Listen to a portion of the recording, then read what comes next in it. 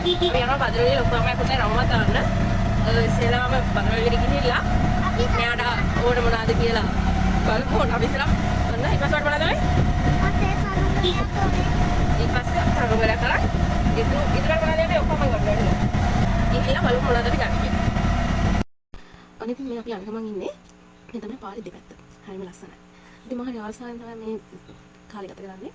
ඉතින් මට වැඩි ආසාවෙන් මේ බ්ලොග් එක කරන්න නම් පාවිදු. ඒ තමයි අපේ නංගිගේ පුතන්ඩියා. ඉතින් බදරවිලට ඇවිල්ලා ඉස්සෙල්ලාම අපි ගියේ ATM එකෙන් සල්ලි ගන්න. ඉතින් මේ තමයි VOC ATM එක. ඉතින් ඊට පස්සේ මේ නම අපි ගියා කොඩිතුවක් ෆර්නිචර් ඇන්ඩ් ට්‍රේඩ් සෙන්ටර් එකට. ඒකේ තමයි මටයි පවිඳුටයි දෙන්නටම ඕන කරන දේවල් තිබුණේ.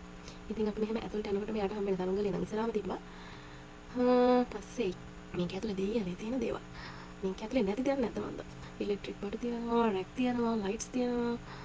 එතකොට තව මෙන්න මලු තියෙනවා, ෆොටෝ ෆ්‍රේම්ස්, එතකොට කූඩ, ඩස්බින්, මට අවශ්‍ය කරන ඒවා කොහෙද මේ තියෙන්නේ?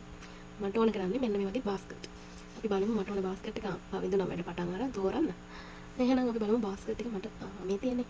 මේක තමයි මට ඕන. ඉතින් මම එකෙන් දෙකක් ගත්තා. තව ටිකක් ලොකු එකක් ඕන. මේකේ ලොකු එක. ඕකේ. ඒක තමයි මට අවශ්‍ය කරන ඒවා. ඉතින් අපි බිල දැම්මා. මෙතන මට තව ඩස්බින් දෙකකුයි කැටයකුයි නූලුත් ගත්ත සරුංගලේට. ඔක්කොටම ගියේ 4500 ගානක වගේ ගාණක්. ඉතින් මෙන්න මේ ස්ලයිඩ් වතරක්. මොන ඉතින් බඩතරන් යනකොට අපි පවින්දුගේ පාරේ ඩාන්ස් එකක් බලාගෙන මම ගියා.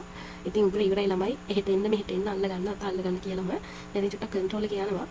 ඔන්න ඉතින් හැමදාම වගේ කන්න කලින් නම් දාන්න බැරි වුණා. ඔන්න ඕන තමයි අපි කෑ. මේ තැමිලි. මං යන ගමන් බලාගෙන ගියේ. එන ගමන් බොන්න. ඉතින් හරි ඒකක් ගත්තා. පාවින්දුලන් ඉතින් ගත්ත ගමන් හැරියට සෙට් වුණා. ඉතින් එහෙනම් අපි වගේ ඉවරයි. එනවා අපි ගෙදර යනවා. ආයෙත් එන්න.